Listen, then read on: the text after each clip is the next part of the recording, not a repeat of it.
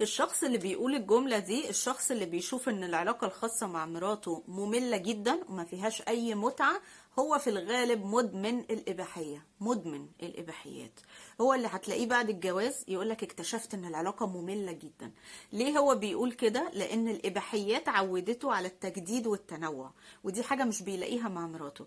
الإباحيات عودته على مستوى عالي جدا من التنوع. المختصين يقولك ان انت مجرد ما بتدخل تشوف فيلم، من قبل الفيلم ما يشتغل، مجرد حتى احساسك بس ان انت داخل كده اكيد هشوف حاجة جديدة، اكيد النهاردة في حاجة جديدة، اكيد في تنوع، يا ترى النهاردة هيطلع لي فيلم شكله ايه. التنوع والتجديد ده في حد ذاته بيفرز الدوبامين ويديك متعة وسعادة وانت لسه ما شفتش الفيلم اصلا. انتوا متخيلين درجة ايه، لدرجة ايه التجديد والتنوع؟ يجي في الحياة العادية مع مراته حتى لو في تنوع ما بينهم، بس مش هيوصل لدرجة الافلام. بنات مختلفة، اشكال مختلفة، فئات مختلفة، قصص مثيرة، مش بيلاقيها في الحياة العادية. فيجي طبيعي جدا يحس بعد الجواز ايه ده وفي ايه، فين التجديد؟ وعشان كده المختصين كان يقولك ايه، يقولك مدمن الاباحية لا يبحث عن مشاهد جنسية على قد ما هو بيبحث عن التجديد.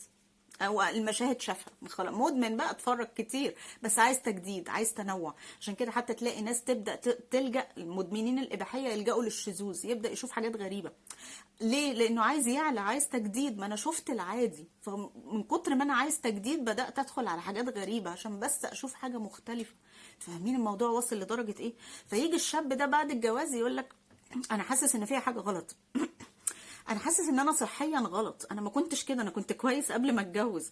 ايوه، ما هي مشاكل الاباحيه هتبان عليك بعد الجواز مش قبل الجواز. فبص تلاقي نفسك بتقول هو انا ليه كده مش مستمتع وعندي ملل ومفيش تفاعل.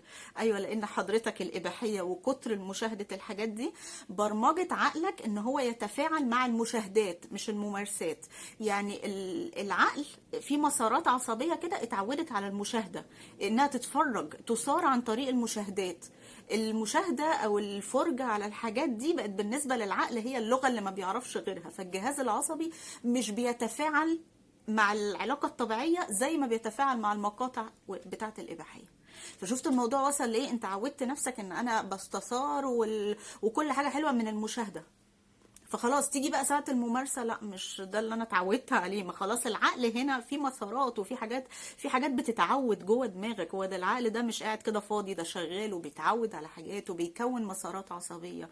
فعشان كده بقولها كتير قوي، ابعدوا عن الإباحية. وما تفتكروش الشباب اللي يقولك لما اتجوز بقى هبدا الإباحية. الجواز هو اللي هيبعدنا عن الإباحية. حضرتك الإباحية هي اللي هتبعدك عن الجواز وهتبعدك عن السعادة في الجواز. حافظ على نظراتك والحاجات الحرام اللي انت بتبص لها، لان هي دي النظرات الحرام دي، هي دي اللي بتفسد عليك المتعة الحلال.